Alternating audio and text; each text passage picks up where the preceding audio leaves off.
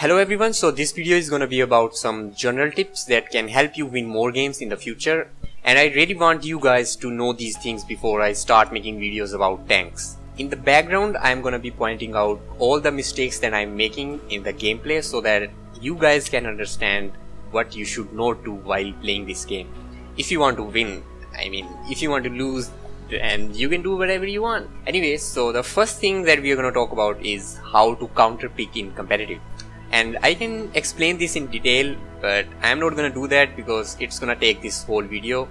Instead of that, I'm gonna give you a link to a site called Paladins Counter. So as you guys can see, if you click on champion, it's gonna show you all the champions that are in the game right now. Now, for example, let's click on Androxys here. So in the first page, it's gonna show you some general tips and the items that you can pick against him to counter him. And if you scroll down further, then it's gonna show you what champions he is weak against and what champions he is strong against. For example, he is strong against Drogos. So if other team picks Drogos, then you can pick Andro to counter him. But he's weak against Makoa, so the other team can pick Makoa to counter you. And that's how counter picking works. And this site have all the information that you really need to know about how to counter pick against every champion in this game. But the counter to a champion doesn't mean that Andro is always gonna win against a Drogos. A good Drogos player can outplay Andro very easily by sticking to his team.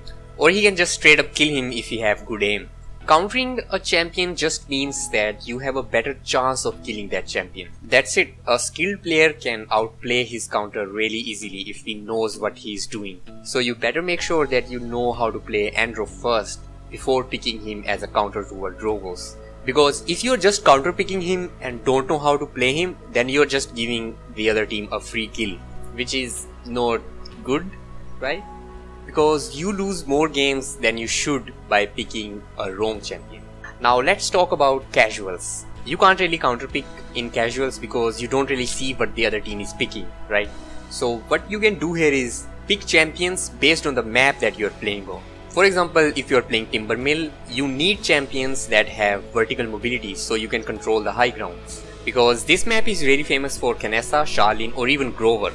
And if you don't deal with them and let them camp on the high grounds, there is no way that you're winning this game. That means you really need champions like Eevee or Andro on this map. Because if you pick Xin here and try to go for Kanessa, she's just gonna use her teleport and run away, and you won't be able to chase her. But you don't really need to be this serious in casuals. Because people here are trying out new champions and new loadouts which they don't know how to play, so they are not playing at their best. But if you still want to win more casuals, then picking the right champion on the right map can really help you win more games. Moving on to the next thing, which I think is the main cause why you lose more games, is not focusing on the person who is flanking your backline. You must have seen happen this a lot of time. Like you are fighting on a point and suddenly your whole team dies and you are wondering how the hell did my whole team die. And the reason is someone flanked and no one focused him. See, dealing with a flanker is not that hard, especially a flanking tank. If their tank is in your backline, then he is out of position and he don't have that much mobility to run away, which makes him an easy target only if your team looks back and shoot at him, which no one does, and it's really annoying and it's losing you the games that you should win. If your backlines are not secure, then there is no way you can cap a point because your team's focus is divided. Someone is looking on the backside, someone is looking at the point, your healer is running away from a Makoa, you are standing on the point screaming, heal me. It's just never gonna happen, mate. There is no way you are winning a game if you're not dealing with the flankers first. But if there is a Maeve or Andro, or even if there is a Eevee flanking, then things could be a bit different. Because they can just run away if the fight is not going their way. Which is fine, let them come to you and whenever they do, shoot at them. They have a really low HP and you can pressure them out really quickly if everyone is shooting at them. Which will make them run away and they will come again and you repeat this step and they have to run away. And if they are just running away, then they are not doing their job. And if they are not doing their job, then you are automatically gonna win the point. But that doesn't mean that you can always make a flanker run away, because a good flanker knows how and when to go in and when to come out. These tips are just to make your games more fun, so you have more intense and good fights against another good team. Winning and losing is part of a game. Both teams can't win, but getting 4-0'd is not fun for anyone. It doesn't really hurt when you lose a good game, because the other team played well, you played well, everybody had fun. But when you lose 4-0, that makes people crazy, like really crazy. But you should not get mad if the other team have 3 points and you have only 1, because this is the time when your team can really come back in the match. Most of the new players don't know about this, but there is a comeback mechanic in this game. So this mechanic can really help you win a point, and it's really simple. And this is how it works. When your team have less points than the other team, then you're gonna capture the point faster than the other team. So if you wipe out the other team, then most of the time you're gonna win that point. So all you have to do is not die and kill them, which is a lot harder than it sounds, because they are better than you, that's why they are 3 points ahead of you. But that's not true every time.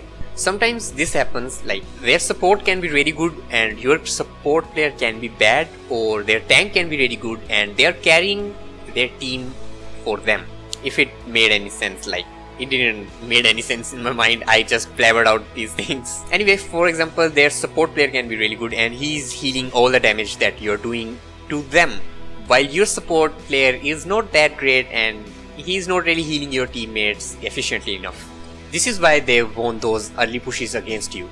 But you can change that by buying right items. And if the other team is not buying the right items to counter your team, then you are gaining an advantage over them. You must have all experienced this, like your team is doing great, you won 3 points, they have only 1 point, but then suddenly the other team starts to win.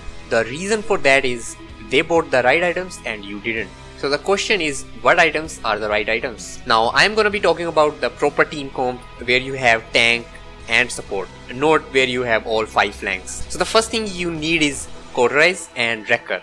If you rank up your Cauterize up to level 3, it's gonna shut down their healing by 90%, which is a lot. But this doesn't mean that all 5 players on your team should buy Cauterize. If 3 players on your team have Cauterize, then that's enough. That's all the Cauterize you need. Rest of the players should buy other items like Wrecker, because you need to break the other team's shielding, because they can block all your Cauterize behind a shield and heal back to full in seconds. So champions who have high rate of fire and low damage like a Ruckus or a Janus are really good at spreading Cauterize, whereas champions like Shaolin, Drogos or Bomb King are really good with Wrecker. A Shaolin can basically two-shot a Fernando's shield if you have a level 3 Wrecker. So it doesn't really make any sense for a Shaolin or a Drogos to pick Cauterize, unless no one from your team bought it. In that situation you have to take that, because if you want to win a game you really need that item. Now if you are playing as a support, then you need yellow items first, like a Chronos or morale boost in some situations, like for Ying. Now Chronos up to level 2 is fine, you don't really need level 3 because it's just an overkill and you really don't need it.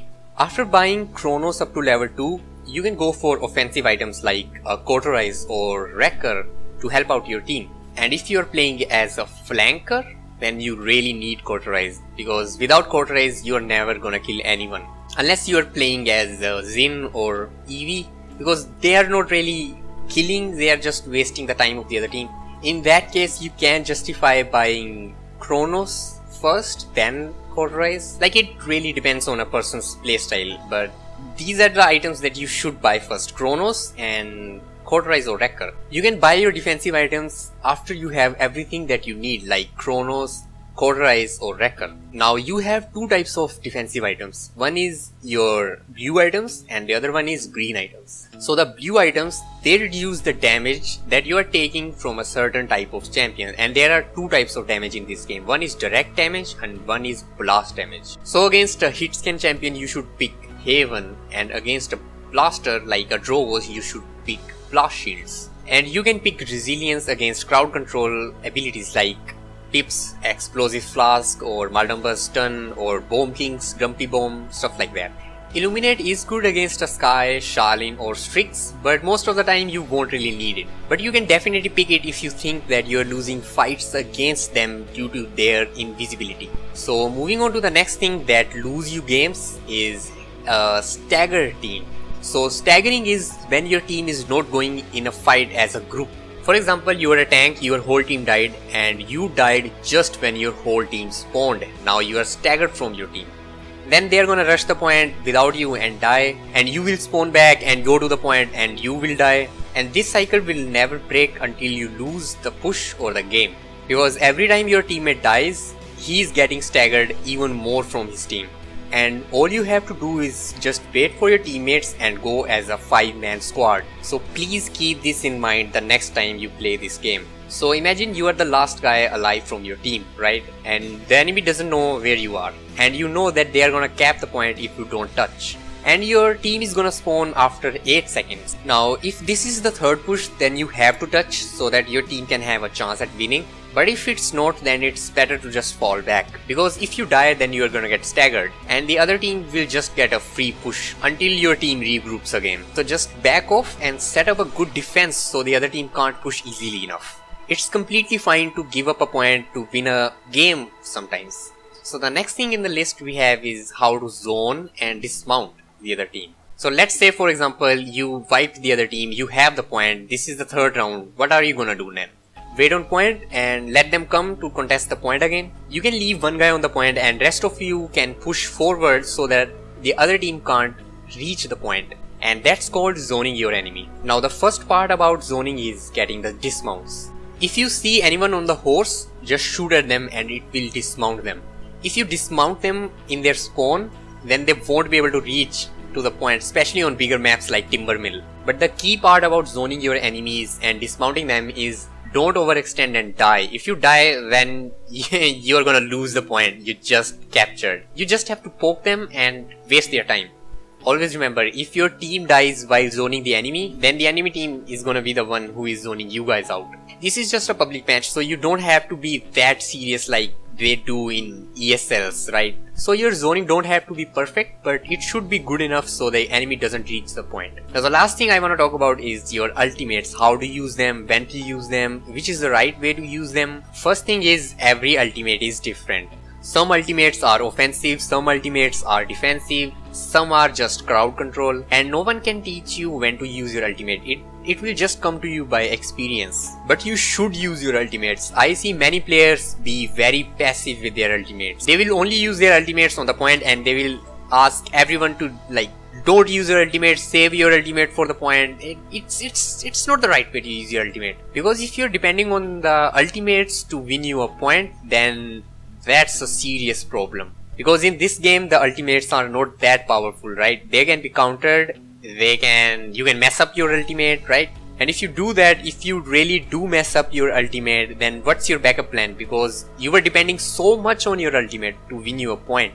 So how to use your ultimates then?